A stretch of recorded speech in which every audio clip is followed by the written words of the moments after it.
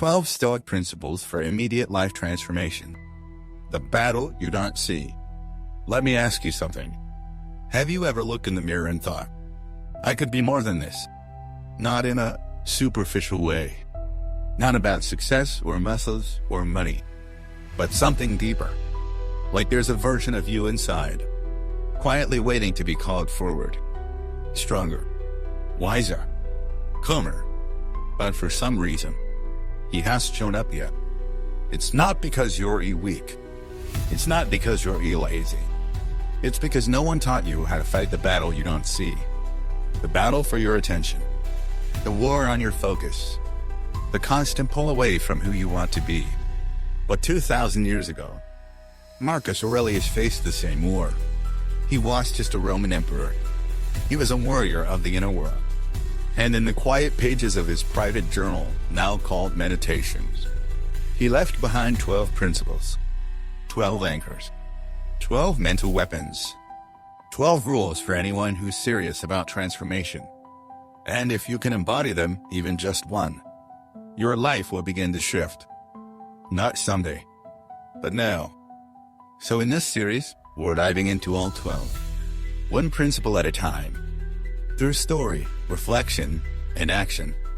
By the end, you won't just understand Stoic self-minus discipline. You'll embody it. And if that sounds like something you need, subscribe and share this with someone who's ready to wake up. Because the world doesn't need more information. It needs more inner transformation. Let's begin.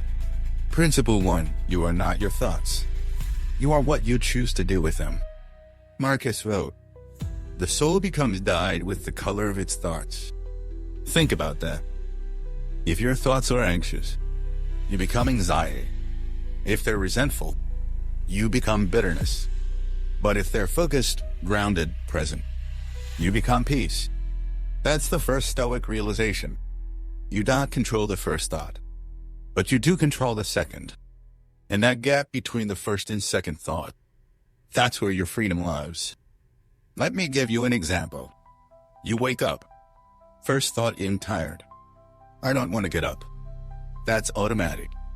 It happens. But the second thought, that one is yours. You can say, yeah, I'm tired, but I'm also capable. Let's go. Or snooze. Scrub. Escape. One choice moves you forward. The other drags you deeper into the cycle. Self-minus discipline doesn't begin with action. It begins with awareness.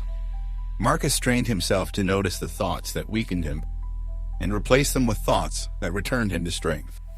He didn't shame himself. He didn't pretend to be positive. He just chose better thoughts. You can too. So here's the practice. Every morning, sit for 60 seconds before doing anything. Watch your thoughts rise. And instead of grabbing the first one, let it pass. Ask, is this useful? If yes, lean in. If not, replace it. Because your thoughts are not facts. They're suggestions. You don't have to believe all of them. You have to lead them. And in that leadership, discipline is born. In the next part, we'll move to Principle 2. Marcus's rule for beating procrastination and building inner fire. Principle 2. The obstacle is the trigger. Let's continue with Marcus Aurelius' second great insight. But first, let me ask you something raw. How do you respond when life gets in your way? You had a plan, a goal, a mood, then suddenly a flat tire, a rude email, a rejection, a delay, a no you didn't see coming. What's your instinct? Frustration? Blame? Quitting? That's what most people do. They curse the obstacle. They see it as proof that things aren't working. But Marcus saw it differently. In Book 5 of Meditations, he wrote, the impediment to action advances action. What stands in the way becomes the way. This is the second Stoic principle. The obstacle is not the enemy. It's the trigger. The moment something blocks your path, that's your cue. Not to collapse, but to rise, to act, to adapt, to become. Think of it like this. You're walking through a forest. You come to a fallen tree blocking the trail. Most people say, "This isn't fair. This ruins everything." And they turn around. But the Stoic says, "This is the test," and climbs over, because he knows, without resistance, there is no strength. That tree? It's not in your way. It is the way. So how do you apply this? Let me tell you a story. A young athlete I once knew tore a ligament in his leg during training. His dream was to compete at nationals. Gone just like that. He was angry, bitter, depressed. But then someone gave him meditations. He read that line, "What stands in the way becomes the way." And something shifted. He couldn't run, but he could study. He read everything on mental performance. He journaled daily. He worked on his breath, his mindset, his identity. By the time he recovered physically, he was mentally unrecognizable. Stronger, calmer, more dangerous. Because the obstacle hadn't stopped his growth. It had redirected it. That's the discipline Marcus speaks of. Not forcing things to go your way, but using whatever happens as fuel. A delay becomes a moment to practice patience. A rejection becomes a lesson in detachment. A problem becomes a puzzle. Here's the practice. Every time something inconvenient happens, pause. Say silently to yourself, "This is the way." Not sarcastically, not passively, with presence. Then ask, how can this be used? Not why me, but what now? It might feel fake at first, but repetition creates belief, and belief changes how your nervous system responds.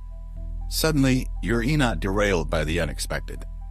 You're engaged by it, because life didn't break your plan. It delivered your training.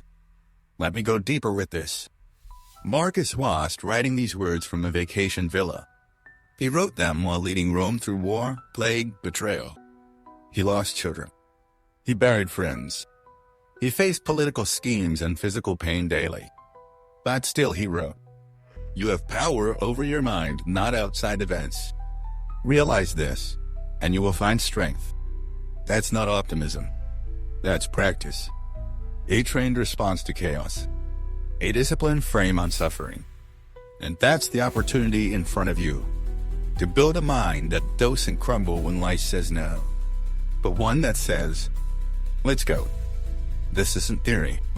It's daily life. Your boss is unfair? Practice dignity under fire. Your body hurts today? Train your breath. Train your patience. Your finances are tight? Focus on what you can control: effort, presence, learning. The obstacle doesn't disqualify you. It initiates you into depth, into discipline, into strength. And if you run from that, you'll spend your life waiting for the perfect moment. But if you turn toward it, you become fire. Because fire doesn't run from resistance. It feeds on it. And that's how Stoicism turns ordinary humans into forces of nature. So here's the challenge. Tomorrow, something will annoy you. Something small. Maybe something big. Before your first emotional reaction takes over, say out loud, yes, out loud, "This is the way." Then breathe. Recenter. Respond with the version of you you've been building. Because every obstacle is secretly asking you, who do you want to become now? And your answer is your transformation. In the next part, we'll dive into Principle 3. Marcus says key to defeating emotional reactivity and reclaiming your power. Principle 3, master yourself before the world can touch you. Let me ask you something personal. When was the last time you lost your temper? When something trivial, a delay, a comment, a mistake, swept you out of character. Maybe it started with a text that rubbed you the wrong way, or a tone in someone's voice, or a sudden shift in your plans. And before you could even think, you were in it. Emotionally hijacked. Reactive. Heated. It happens. You're a human. But what if I told you? The Stoics had a method, not just a quote, but a system, for staying calm under pressure. Because Marcus Aurelius was just talking about philosophy. He was living at the center of power, politics, and betrayal. He had to wake up every day knowing someone might be lying to his face, plotting behind his back, or asking him to make impossible decisions that would affect thousands of lives. Yet somehow, he kept writing things like, "If you are distressed by anything external, the pain is not due to the thing itself, but to your estimate of it, and this you have the power to revoke at any moment." Let's pause there. Read it again. The pain is not due to the thing itself, but to your estimate of it. That's principle 3. You must master yourself, your perception, your emotions, your impulse, before the world has a chance to knock you off balance. Because once you're already emotional, once you're inside the reaction, it's 10 times harder to regain control. But if you prepare, if you train your mind each morning, each moment, then you're ready before the world even makes its move. This is self-minus discipline at the root level, not just in what you do, but in what you feel. Let me give you a modern example. Think of two people in traffic. Both get cut off by a reckless driver. The first one, he slams his horn, curses, feels adrenaline rush to his neck. He is still fuming 20 minutes later. The second one, he brays. He shakes his head but stays calm. Keeps listening to his podcast. Keeps driving. Same event. Different reaction. What made the difference? It was luck. It was preparation. The second person had rehearsed this mentally. Maybe that morning, they had reflected on a line from Marcus. Choose not to be harmed and you won't feel harmed. Don't feel harmed and you haven't been. Think about how radical that is. HES not saying injustice doesn't exist. HES not saying we should be emotional as robots. HES saying, between the external event and your internal experience, there's a space. And in that space is your power. That's the Stoic edge. And self-minus discipline is how you build that space. So let's get practical. Here's how to train this principle. Step 1. Identify your emotional triggers. What kinds of moments usually make you reactive? Criticism? Being ignored? People interrupting you? Unexpected change? Name them, because awareness is half the war. Step 2. Build your mental protocol. Before the trigger hits, you pre-minus decide how you'll respond. For example, when I'm interrupted, I will pause before speaking.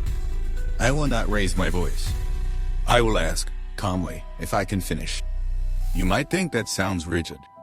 It's not. It's freedom. Because you're no longer giving your power away to whoever happens to upset you that day. You're reclaiming it. And that leads us to Step 3. Morning rehearsal.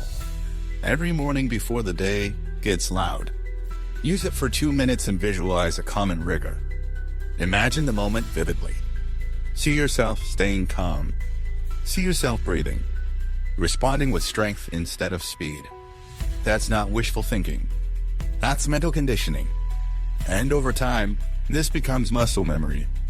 You'll notice the trigger, but you won't get hooked. You'll feel the emotion rise, but it won't dominate you. Because you've created the space. Let me quote Marcus again.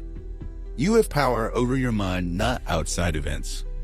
Realize this, and you will find strength. That's not a motivational poster. That's a training manual. Marcus practiced this every single day. He reminded himself, people will lie. People will be selfish. People will be rude. But none of that is reason for him to lose his virtue. Because, as he said, the best revenge is to be unlike him who performed the injury. So someone disrespects you. You don't need to match their chaos. You hold your ground. You act from principle. That's real self-minus discipline. It's not about restriction. It's about ownership. And ownership, my friend, is where most people hand over their emotional state to the first person who annoys them. But not the Stoic. The Stoic guards his mind like a fortress. Because he knows, if he loses that, he loses everything. So here's your challenge. Pick one emotional trigger. Something real. Something frequent. Write down the kind of person you want to be. The next time it shows up. Not perfect. Just better. Then rehearse it. In the morning. In the quiet. When the world can't yet touch you. Because that's where discipline is forged. Not when things are easy. But when the first fire sparks. And you choose not to burn. In the next part, we'll uncover Principle 4. Marcus's strategy for staying consistent even when motivation is gone. And how to become immune to laziness. Principle for discipline over mood. Purpose over pleasure. Let me ask you something direct. How many great things in your life were born from comfort? How many moments you're proud of came from doing what was easy? Probably none. Because everything meaningful, every transformation, every breakthrough, has one thing in common. It was earned through effort, not emotion. But here's the trap. We wait for motivation. We tell ourselves, you'll do it when I feel ready, when I'm in the zone, when things settle down. Marcus Aurelius would have smiled at that. He faced this temptation too, even as emperor with armies and cities under his command. He wrote in Meditations about his own desire to stay in bed. At dawn, when you have trouble getting out of bed, tell yourself, I am rising to do the work of a human being. Why am I complaining if I'm going out to do what I was made for? That's not a philosopher talking. That's a man wrestling with himself and winning. This brings us to Stoic Principle 4. Discipline over mood. Purpose over pleasure. In other words, don't ask, do I feel like it? Ask, is this aligned with who I said I want to be? Because your feelings change. Your mood changes. But your purpose? That stays steady if you choose it. Let's break this down. Every day, you'll feel multiple conflicting impulses. One part of you wants to sleep in. Another wants to grow. One part wants to eat for comfort. Another wants to nourish your body. One part wants to scroll endlessly. Another wants to create, learn, build. So what decides which part wins? Not how you feel, but what you prioritize. And prioritizations is a discipline. It's the skill of saying, this is uncomfortable, but it's necessary. This is boring, but it's meaningful. This is hard, but it's who I am. Let me give you a simple analogy. Think of a pilot flying through fog. If he follows his feelings, he'll get disoriented, maybe crash. But if he follows his instruments, even when he can't see clearly, he gets where he needs to go. That's discipline. Your feelings are the fog. Your principles are the instruments. And you must train yourself to fly by the second, not the first. But how? Let's go into the practical method. Step 1, anchor your why every morning. Before you do anything, write down why this day matters. Why show up? Why resist comfort? Why take the harder path? Even one sentence is enough. Because when you reconnect to why, you need less motivation. You have clarity. Step 2, create a default response. Discipline doesn't mean never feeling lazy. It means having a system for when you do. For example, when you hear the voice say, let's skip today, you reply, well, do 5 minutes. Then we decide.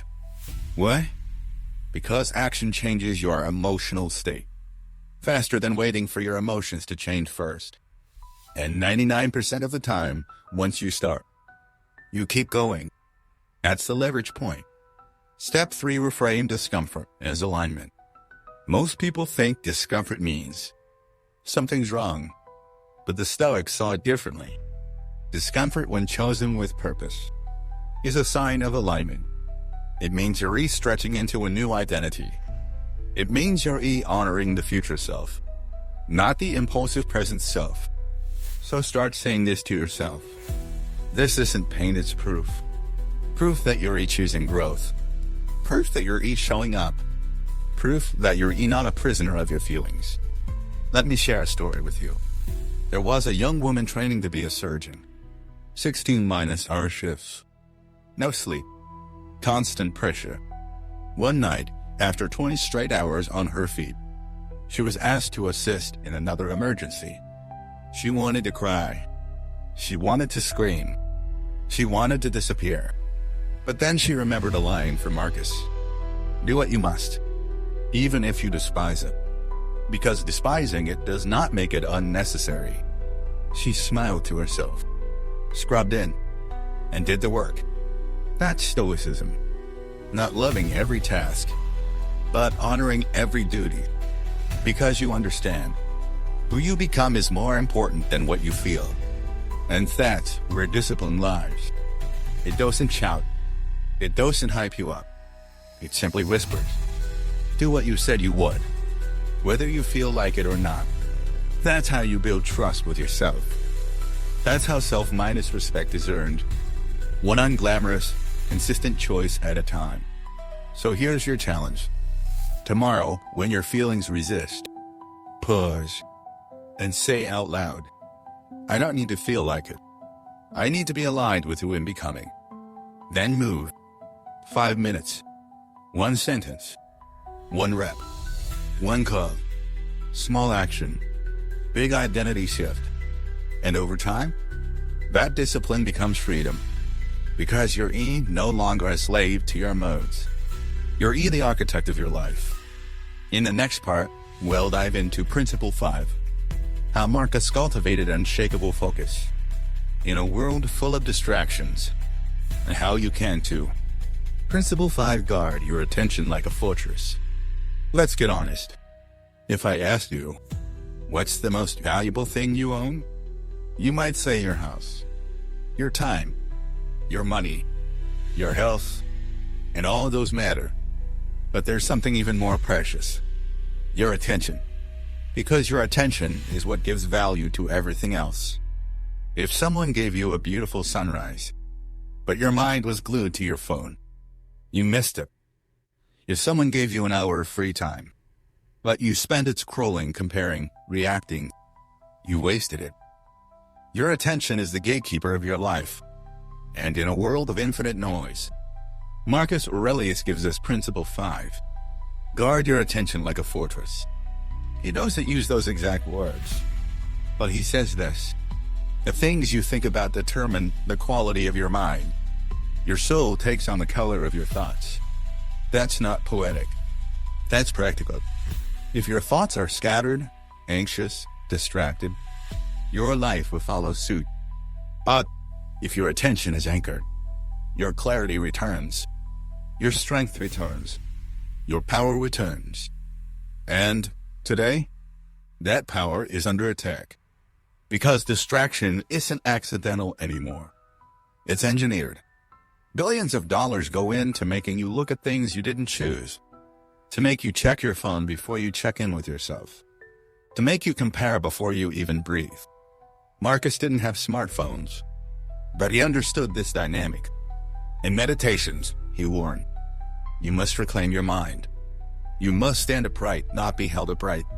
Meaning, don't let the world prop you up. Don't wait for calm created. And you create it by reclaiming your attention. Let's go into the practice. Here's how to train this principle in daily life. Step 1. Begin your day with intention, not input. If the first thing you see is the news, your inbox, or someone else's life on a screen, you've already given your attention away. So tomorrow, for the first 30 minutes after waking up, don't open anything external. Instead, ask, what do I want my mind to be shaped by today? Write. Stretch. Read a paragraph of something ancient. Protect your mental soil. Because whatever you plant in the morning grows throughout the day. Step to train your mind to notice the pull. You don't need to fight every distraction. Just notice it. You reach for your phone. Pause. Ask why? Is it boredom? Stress? Habit? You open a new tab for no reason? Close it. Come back. This is discipline at the micro level, and it compounds. Every time you reclaim your attention, you're sharpening your inner sword. Step 3. Create sacred time blocks. Choose 1 hour in your day. Just one. Where your attention is non-negotiable. No notifications. No multitasking. No just checking something. You go deep. You focus. It could be writing, training, planning your week, reflecting. But during that time, you are not reachable because you are realigning. This builds a powerful message into your nervous system. My mind is mine, not the world's, not the algorithms. Mine. Let me tell you a story. There was a man who worked at a high-stress tech company. His days were a blur of meetings, messages, and notifications. One day, he stumbled on this Marcus quote: "Nowhere you can go is more peaceful, more free of interruptions than your own soul." It hit him. He realized HED never even visited his soul. Not once that week. So he started small. He made a rule. No input until after his morning walk. Just movement. Silence. One thought. At first, it was hard. He craved stimulation. But after 2 weeks, his mind began to change. He became more focused in meetings, more calm under pressure, more creative with his work. Not because life got easier, but because he got quieter. That's the gift of attention.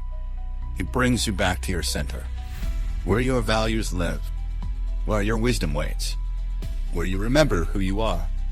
Marcus wrote, "Don't waste the rest of your life worrying about others. Unless it affects the common good, it will keep you from doing anything useful. In other words, stop leaking your energy into things you can't control. Your attention is a torch, and whatever you aim it at, that's what lights up. So aim carefully. That's the challenge. Tomorrow, before the world grabs you, sit for 5 minutes. Ask, what deserves my focus today? What distractions will try to steal it? What will I do to protect it? Then keep that commitment. Even if you fail halfway, even if you drift, come back. Because returning to attention is the first act of self-respect. And self-respect is the root of all discipline. In the next part, we'll explore Principle 6, how Marcus rewired his relationship with pain, and how you can too. Principle 6: pain is not the problem, resistance is. Let's face something head-on. Pain is inevitable. Whether it's physical, emotional, mental, you will encounter discomfort. But most of us have been taught to treat pain like it's a signal to stop. If it hurts, avoid it. If it's difficult, delay it. If it's uncomfortable, escape it. But what if that's the wrong relationship? What if the problem isn't the pain itself, but how you resist it? This brings us to Stoic Principle 6. From the heart of Marcus Aurelius. Pain is not the problem, resistance is. He wrote, "If you are pained by any external thing, it is not this thing that disturbs you, but your own judgment about it. And it is in your power to wipe out that judgment now." That one sentence could transform your life, if you let it. Because Marcus was just writing this from a place of theory. He was in pain daily. Historical accounts suggest he suffered from chronic illness, fatigue, and a body that failed him more than once. Yet still he ruled an empire. He wrote the most intimate philosophical diary in history. He fathered 13 children. He led troops through war. Why? Because he understood this. Pain doesn't break you. Your interpretation does. Let me show you what this means in real life. Imagine you wake up with back pain. You tense up. You groan. You start thinking, why me? This ruins everything. I can't focus like this. This is unfair. That's spiral? That's the real suffering. The physical pain is 1 layer. The mental resistance is 5 more. And Stoicism teaches us how to remove those layers. Let's break it down. Layer 1: acceptance. Before you can transform pain, you must first accept it. Not surrender. Not pretend to like it. Just stop pretending it shouldn't be there. Marcus wrote, "Everything that happens is natural. If it is natural, it is not evil." So that soreness, that heartbreak, that anxiety, it's not a cosmic mistake. It's life. And when you stop resisting what is, you unlock the ability to move through it instead of being trapped beneath it. Layer 2 observation. When pain arises, physical or emotional, pause and observe it like a scientist. Where is it in your body? What's the thought that came with it? What meaning are you attaching to it? The Stoics were masters at this kind of detachment. They didn't say, "I am angry." They said, "There is anger." Big difference. One fuses your identity with the emotion. The other gives you space to respond. Try this. Next time pain shows up, say, "There is pain. There is resistance. Let me breathe and observe it." That one act of noticing without judging is the first layer of discipline. Layer 3, reframe. Now, you ask the Stoic question, how can this be used? Not how do I make it stop, but what is this calling forth in me? Is the pain inviting you to slow down? To be more deliberate? To build endurance? When Marcus faced illness, he used it as a gateway to patience, compassion, humility. He didn't seek pain, but when it came, he used it. And you can too. Let me share a real story. There's a woman named Angela who suffered a traumatic loss. She lost her brother in a car accident suddenly. She told me she couldn't get out of bed for weeks. She hated the world. She hated herself. Then one day, she read this: "You have power over your mind, not external events. Realize this and you will find strength." She didn't feel strong, but she wrote it down anyway. She made a commitment. Every time the grief surged, she would sit with it, not fight it, not deny it, not collapse under it.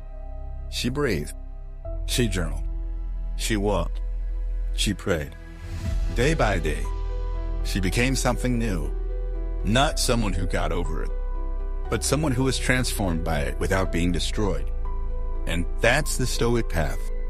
Not to avoid pain, but to build a new relationship with it. So here's how to practice Principle 6. Step 1, rename your pain. When something hurts, don't call it a problem. Call it a teacher. Say, "This pain is here to train me in patience, focus, resilience, surrender." You choose the lesson. And when you do, you flip the frame. Step 2, return to breath. Your breath is always neutral, always in the present, always steady. Pain speeds you up. Breath slows you down.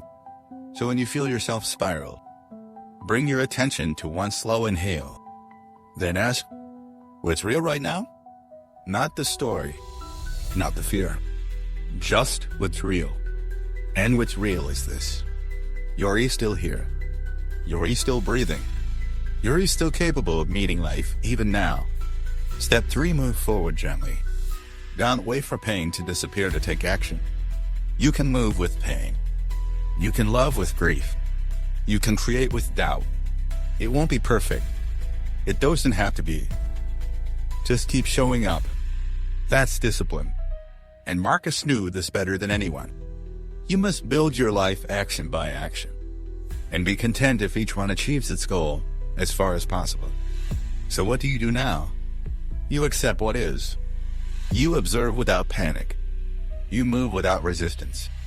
Because pain may visit, but it no longer rules you. And that shift? That's the birth of inner freedom. In the next part, we'll unpack Principle 7. How Marcus practiced voluntary hardship to build true mental toughness. And why comfort might be your greatest enemy. Principle 7, rain in the cold before the storm. Let's talk about something the modern world doesn't value enough. Hardship chosen willingly. We've been conditioned to believe that comfort is the goal. That ease means success. That the good life is the soft life. But the Stoics saw things differently. Marcus Aurelius, despite being emperor of the most powerful empire in the world, wrote about practicing discomfort on purpose. Why? Because he knew something we've forgotten. You do not rise to the level of your potential. You fall to the level of your preparation. And when life punches you in the mouth, and it will, you don't want your first experience with pain to be real. You want it to be rehearsed. This is Stoic Principle 7. Train in the cold before the storm. Seneca Marcus's predecessor and fellow Stoic called it voluntary discomfort. Sleeping without a blanket, eating simple food, exposing himself to criticism, walking without shoes. And he didn't do this to punish himself. He did it to build a mind that didn't panic when life took things away. Because if you've practiced being without, you don't break when you actually are. That's self-minus discipline in its purest form. Not flashy, not dramatic, but forged in silence. Let me give you a practical picture.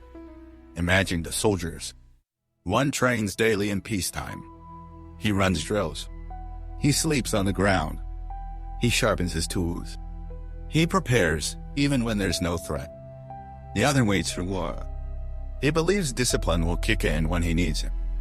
He doesn't train until it's too late. Now ask yourself, which one are you becoming? Do you only take care of your mind when life gets hard? Do you only practice patience when you're tested? Do you only train when the storm has already arrived? Or are you building the foundation now? Quietly, consistently, with intention. Marcus wrote, "It is not death that a man should fear, but he should fear never beginning to live. And living, truly living, requires you to stop worshiping comfort. Because comfort dulls the blade. It softens your edge. It weakens the part of you meant to endure. So what can you do about it? You practice chosen hardship. Here's how. Step 1, do something uncomfortable every day. Not reckless. Not extreme. Just something hard. Wake up earlier than you want. Take a cold shower. Sit in silence without distraction. Speak up when it's easier to stay quiet. Choose the walk instead of the ride. Why? Because hardship chosen becomes strength. Hardship avoided becomes fragility. And when you train your body and mind to meet resistance, you build a version of yourself that doesn't break. Step to deprive yourself occasionally on purpose. Seneca wrote, "Set aside a certain number of days during which you shall be content with the SC and TS in cheapest fare, with coarse and rough dress, saying to yourself, is this the condition that I feared? Try this. Fast from morning. Sleep without your pillow. Turn off your phone for 12 hours. Eat plain food. Wear the same clothes. Again, not to punish, but to prove to yourself, I can do hard things. I can be okay without everything just right." Most people never test this. They believe they need perfect conditions to be okay. But the Stoic trains until conditions no longer matter. Step 3, shift your inner dialogue. When things feel hard, don't say, "This shouldn't be happening." Say, "This is the moment I trained for." You miss a flight. You lose a client. You feel left out, dismissed, uncomfortable. You don't crumble. You remember, this is the hardship I chose. So be ready for this one. And even if you didn't choose it, you're ready anyway. Because you didn't wait until life got heavy to start building strength. That's why Stoics were so mentally unshakable. Because their discipline wasn't just about doing hard things.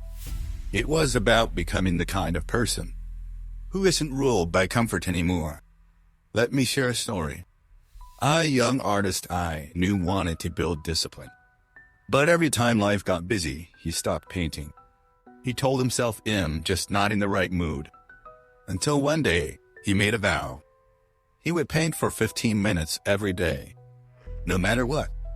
Even when he was sick, even on vacation, even after a long shift. No excuses. Was the work always great? No, but he kept the promise. And 100 days later, he was just a better artist. He was a different man, because he stopped obeying comfort and started commanding himself. That's the reward of Principle 7. Not punishment, not burnout, but pride. The kind of pride that says, I showed up when it was hard. I didn't wait for ease. I built this fire myself. And in a world obsessed with shortcuts, that kind of integrity is rare. So here's your challenge. Tonight, remove one comfort on purpose. Sleep without music. Turn off your screen an hour early. Skip the dessert. Wake up and train before sunrise. And when your mind complains, smile and say, this is the code. I'm training before the storm. Because one day, life will ask you to endure. And when it does, you already know how. In the next part, we'll explore Principle 8. How Marcus conquered envy and comparison. And how you can too in the age of social media. Principle 8: comparison is the thief of presence. Let's be real. You could be having a perfectly decent day until you open your phone. You see someone's vacation, someone's new house, someone's highlight reel of success, beauty, happiness. And suddenly, your life feels smaller. Your progress feels slower. Your joy feels less valid. That's the invisible damage of comparison. It steals your peace without making a sound. But Marcus Aurelius had an antidote. A mental vaccine against envy, jealousy, and distraction. This is Stoic Principle 8. Comparison is a thief of presence. So return to your own path again and again. Now, Marcus didn't live in the age of social media. He didn't scroll past curated selfies or 30-second reels of overnight success. But he did live in a world full of vanity, ego, performance. He saw people chasing wealth, status, and popularity. And he saw how fragile it made them. So he wrote, ambition means tying your well-minded being to what other people say or do. Self-minded indulgence means tying it to what you feel. But sanity means tying it to your own actions. Let's pause. That's the truth right there. Your peace does not depend on being ahead of others. It depends on being aligned with yourself. But in today's world, alignment is rare. Because we've confused visibility with value. We see someone else's win, and we assume we're losing. We see someone's pace, and we start sprinting without asking where we're going. This leads to what I call borrowed goods. You didn't want that car until you saw it online. You weren't in a rush until you saw someone else succeeding. You didn't even doubt yourself until comparison whispered, look how far behind you are. That's the poison. But here's the Stoic cure. Step 1: audit the source. Ask, who am I comparing myself to? And why do I let them influence my peace? You'll often find you don't actually admire them. You don't even share their values. But because they're visible, you granted them authority. Reclaim it. Marcus reminded himself, you always own the option of having no opinion. You can see the post without assigning it meaning. You can let someone succeed without making it mean you're failing. Step to narrow your field of vision. The Stoics trained themselves to focus on what they could control, not what was happening in someone else's lane. Marcus wrote, do what's in front of you with precise and genuine seriousness, tenderly, willingly, with justice, and on to the next task without drama. That's presence. It means, today, I do my work. I live by my principles. I make progress my way, at my speed. And everything else is noise. Try this. The next time you feel comparison creeping in, ask yourself, what is my work today? Not what is trending. Not what are they doing. Just, what is mine to do? Then do that, with quiet excellence. And suddenly, the noise fades.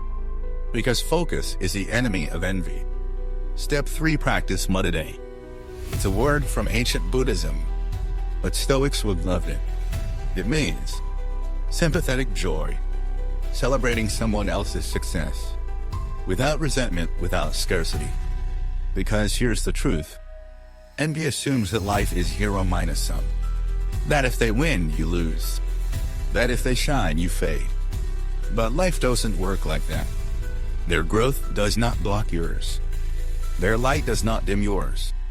Marcus reminds us, the happiness of your life depends on the quality of your thoughts. So if you think in competition, you'll always feel like you're behind.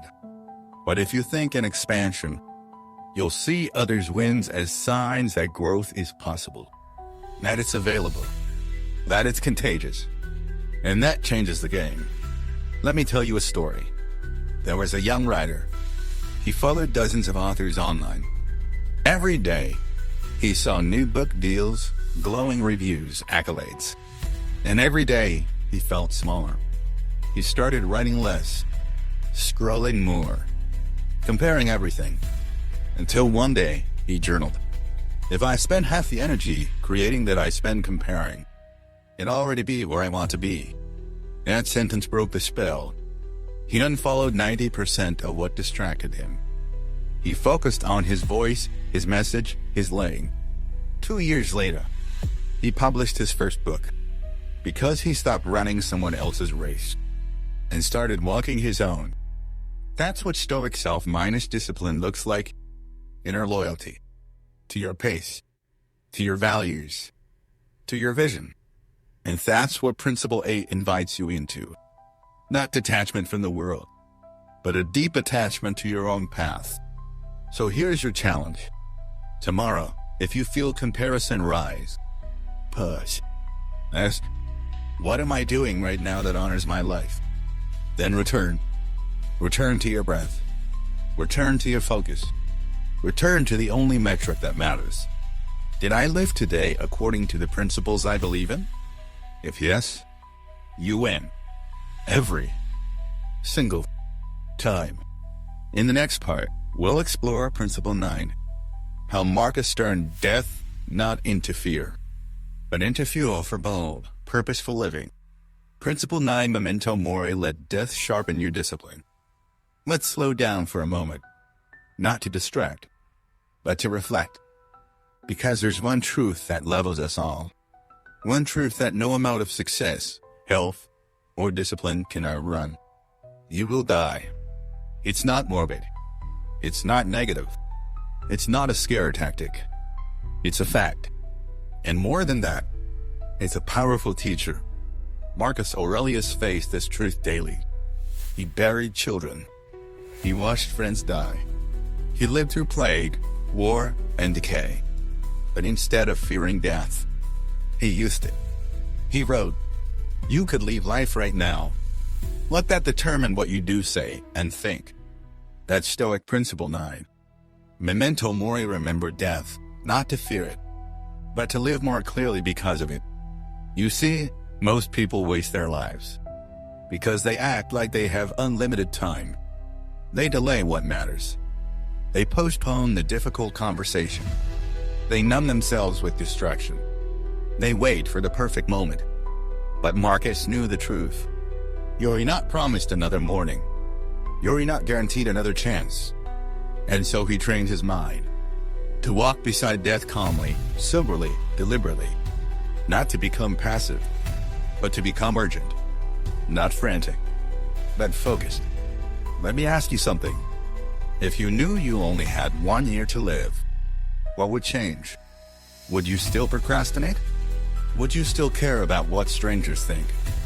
Would you still scroll the morning away? Probably not. You'd simplify.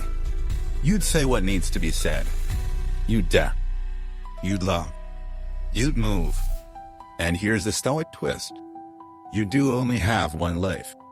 You just don't know the deadline. So what do? You live like Marcus did. With intention. With discipline.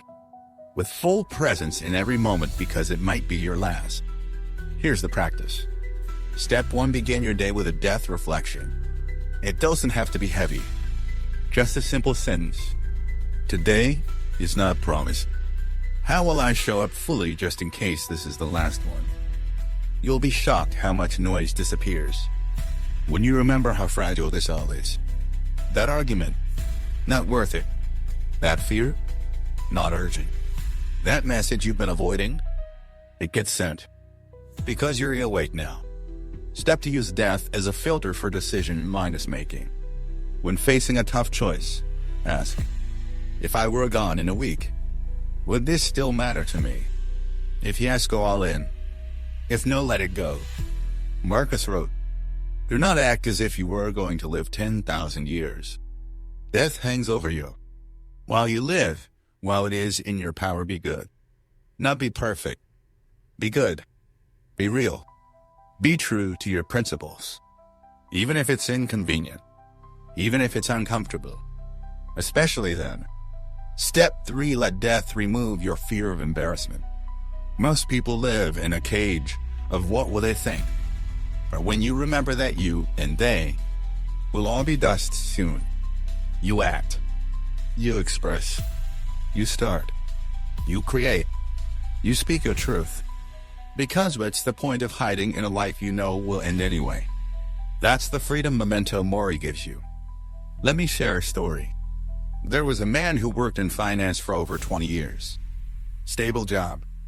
Good salary. But something in him felt dead. He had always wanted to teach. To write. To mentor. But he kept saying, maybe later. Until one day, his younger brother passed away suddenly. No worry. No time to prepare. And in that grief, one thought emerged. If I were next, would I regret how I'm living? The answer was yes. So he gave notice. Downsized. Took a pay cut. Began teaching high school math. He told me, I've never made less money. But I've never felt more alive. That's the power of facing death honestly. It doesn't depress you. It prioritizes you. It strips away the trivial and leaves behind what's real. And here's the twist. People who reflect on death daily don't become gloomy. They become grateful. They walk slower. They speak gentler. They forgive faster. They love harder. Because they understand every sunrise is borrowed. Every breath is a gift. Every moment is not to be wasted. So here's your challenge. Sometime today, pause and say out loud, memento mori. I could leave life at any moment. So I choose to live this one with full clarity. Then ask yourself, what conversation needs to happen? What task have I delayed? What part of me have I been hiding? Bring it to life. No, because later is not promised. Marcus didn't write about death to scare himself. He wrote about it to stay awake. And in a world of constant distraction, maybe that's what we all need most. In the next part, we'll explore Principle 10, how Marcus broke free from ego, and how you can too, to live lighter and lead stronger. Principle 10, ego is the heaviest burden you carry. Let's talk about something subtle. Something that doesn't scream, doesn't announce itself, but quietly sabotage your peace, your growth, your discipline. Ego. Not confidence. Not pride in your work. But the fragile, needy, fear-driven version of you that demands to look good at all costs. Ego is what makes you really believe it. Overthink every post. Avoid feedback. Chase validation. React to criticism. Delay action until conditions are perfect. And Marcus Aurelius, a man with absolute power over an empire, made it his personal mission to kill ego daily. He wrote, ambition and vanity are things I have no use for. What's important is to be honest and straightforward. That's Stoic Principle 10. Ego is the heaviest burden you carry. Let it go and you'll move through life with clarity. Now think about this. Marcus ruled over millions of people. He could have declared himself a god, like emperors before him. He could have written speeches about his greatness. But instead he wrote in private journals, you are just a man. You will die. You are not owed anything. Why? Because he knew the truth. The moment you become addicted to appearances, you become a prisoner. You stop creating freely. You start calculating everything through the lens of how you'll be perceived. You stop serving what matters. You start serving your image. That's not freedom. That's performance. Let's go deeper. Ego isn't just loud. Sometimes it's quiet but controlling. It says, don't try unless you can be the best. Don't post unless it's perfect. Don't speak unless you're sure everyone will agree. And in doing so, ego doesn't just make you arrogant. It makes you small. Because it shrinks your life down to what is safe, what is liked, what is validated. But Marcus had another strategy. He reminded himself, don't waste time arguing what a good man should be. Be one. In other words, live. Don't perform. And to do that, you must loosen your grip on ego daily. Here's how. Step 1. Start your day with radical humility. The Stoics had a habit of reminding themselves of their mortality, flaws, and impermanence first thing in the morning. Not to feel small, but to feel free. Marcus said, so keep this refuge in mind, that it is nothing to you whether a man speaks ill of you. You are what you are, no matter what they think. So try this. Before checking your phone, before dressing for the world, sit and say, I don't need to impress anyone today. I need only to act with integrity. That's the reset. Step to detach your identity from outcomes. This is big. When you attach your worth to your results, you become terrified to fail, and you stop risking. Marcus didn't say succeed. He said do the work. Let it go. So shift your focus. From did it win, to was I aligned while doing it? From did they like it, to was it honest? From did I dominate, to did I live by virtue? Because ego clings to approval, but discipline clings to principle. And that's the shift we all need. Step 3. Embrace looking foolish. One of the most underrated Stoic practices. Doing things badly on purpose in public. Not because you enjoy embarrassment, but because it trains your system to stop fearing judgment. Epictetus, Marcus' mentor through his writings, said, if you wish to improve, be content to be thought foolish and stupid. That's not self-minus deprecation. That's mental freedom. So speak up even if your voice shakes. Try the new skill even if you're awkward. Publish even when you're unsure. Because the moment you stop fearing how you look, you start focusing on how you live. Let me tell you a story. There was a woman who wanted to launch her own coaching business. For years she prepared courses, logos, content drafts, but she never launched. Why? She was afraid of what her old co-workers would think. Until she read this line from Marcus. It's not what they say.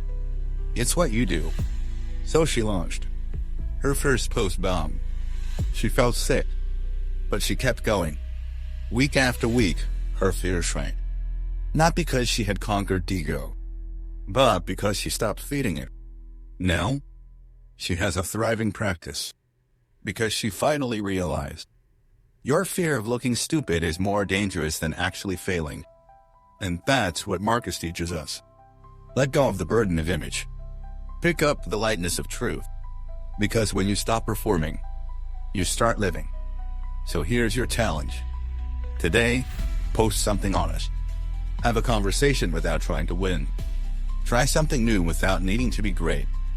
Then pause and feel how light it is to stop carrying the burden of looking impressive. That's the discipline Marcus trained for. To live aligned, even if misunderstood. To act rightly, even if unseen. To walk forward, even if not applauded. Because as he wrote, be like the rock that the waves keep crashing over. It stands unmoved and the raging of the sea falls still around it. In the next part, we'll uncover Principle 11. Marcus says mindset for leading others and yourself without force, but with deep inner strength. Principle 11, lead without force, influence through integrity. Let's talk about leadership. Not the kind with titles and applause. Not boss energy. Not domination. But the kind of leadership that begins in the mirror. Self-minus leadership. Because if you can't lead yourself, you'll end up trying to control everyone else. And the Stoics knew this deeply. Marcus Aurelius was just a philosopher. He was the emperor of Rome, one of the most powerful people to ever live. But if you read his meditations, you won't find a man obsessed with control. You'll find a man obsessed with virtue. He wrote, "Waste no more time arguing what a good man should be. Be one." That's Stoic Principle 11. Lead without first influence through integrity. See, most people try to lead others through fear, pressure, or persuasion. But Marcus understood that the deepest kind of influence doesn't come from raising your voice. It comes from raising your standards. He didn't write speeches to impress the Senate. He wrote reflections to train his soul. He didn't crave obedience. He craved alignment inside himself first, because he knew you cannot demand from others what you haven't disciplined in yourself. That's what real leadership is. Not getting people to follow you, but living in such a way that they want to. Let's go deeper. Have you ever tried to force someone to change? To wake them up? To show them they're wrong? To convince them to take life more seriously? And how did it go?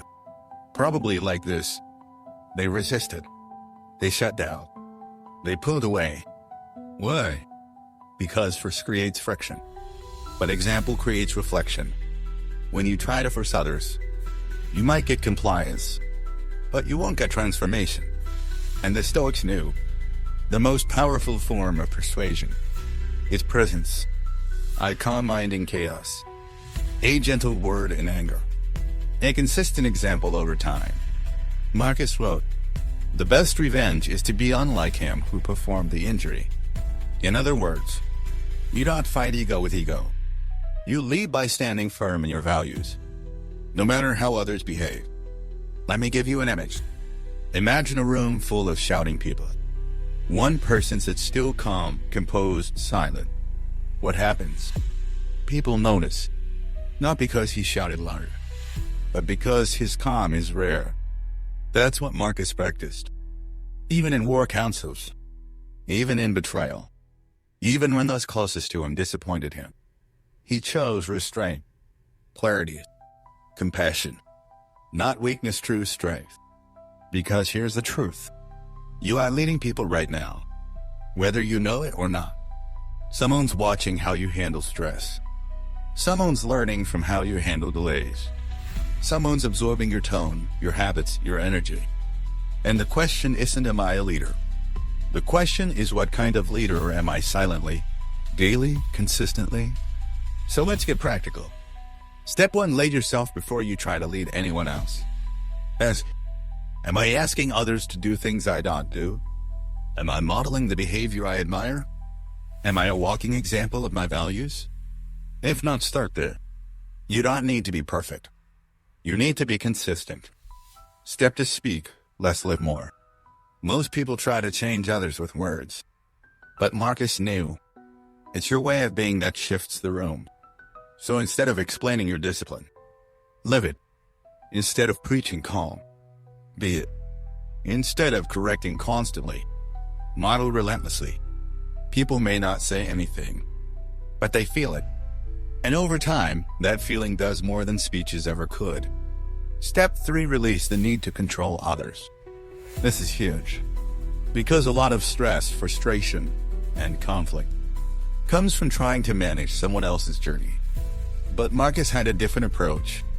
He wrote, "The impediment to action advances action. What stands in the way becomes the way." So if someone is resisting you, let it train your patience. If someone is disappointing you, let it deepen your compassion.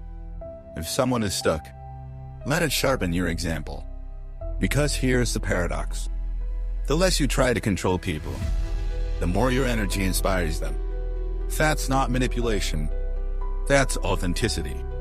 And authenticity is magnetic. Let me tell you a story. A father used to yell at his teenage son every time he skipped class. Lectures, threats, emotional explosions. The boy withdrew. Then one day, the father read a quote from Marcus. "Don't go on discussing what a good person should be. Just be one." He changed his strategy. Instead of yelling, he got up earlier. He started training again. He read with discipline. He became more gentle, more present, more focused. Months passed. His son started waking up earlier, started journaling, eventually returned to school. Not because of a lecture, because of a motto. That's Stoic leadership. No pressure, just presence. No force, just consistency. So here's your challenge. Today, choose one person you've been trying to influence. Now stop trying to change them, and instead elevate yourself. Ask, how would the best version of me act around them? Then act like that without explanation, without expectation.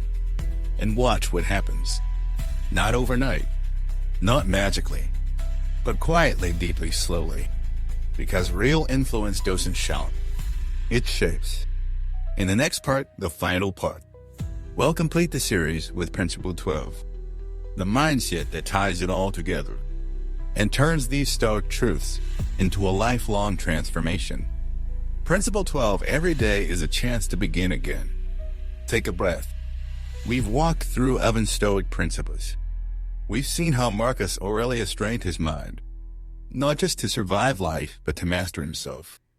And now we arrive at the final lesson, the one that ties them all together, the one that turns knowledge into transformation.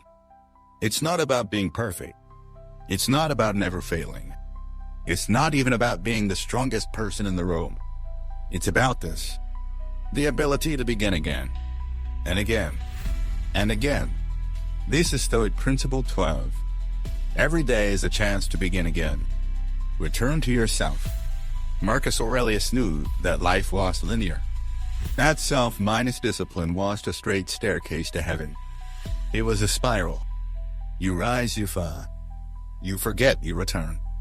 You break down, you realign. And what separates those who drift from those who transform isn't talent, luck, or motivation. It's the willingness to reset. Without shame. Without drama.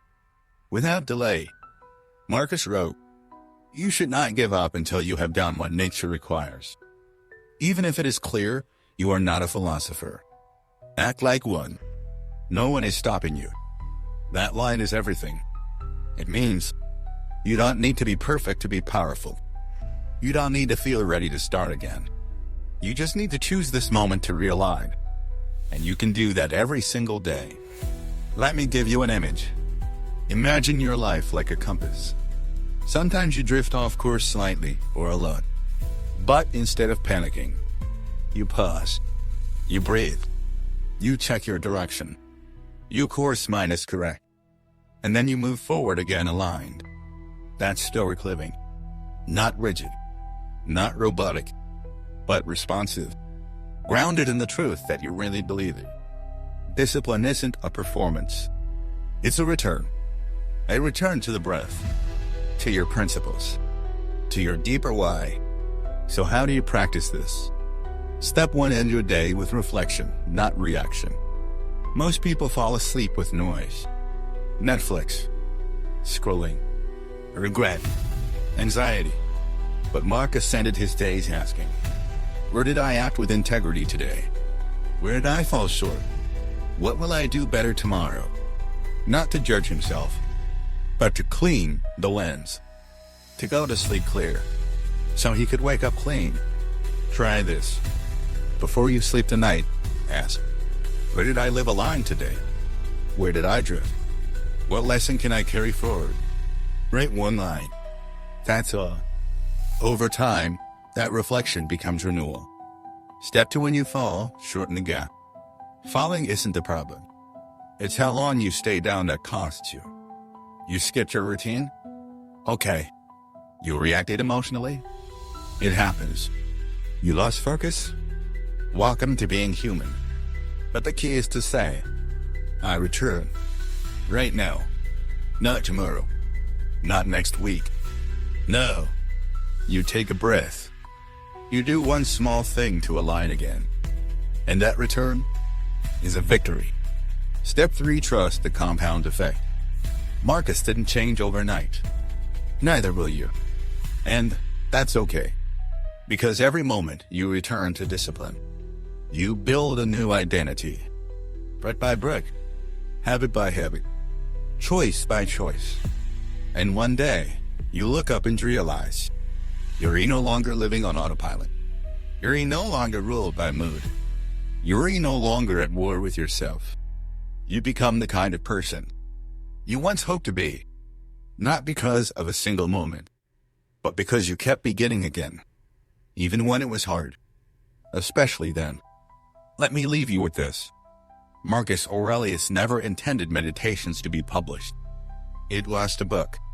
It was a battle log, a reminder to himself of the man he was training to become. And that's what you built here.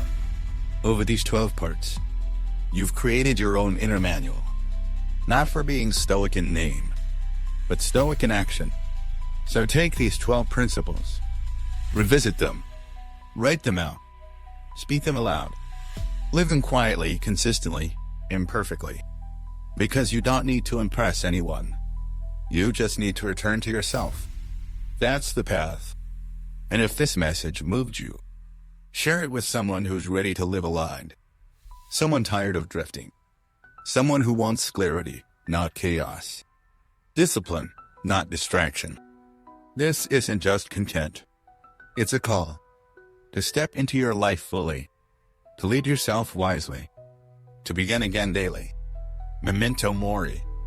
Remember what matters, and live like it. Subscribe for more truths that shift your perspective. Your next transformation starts at sunrise.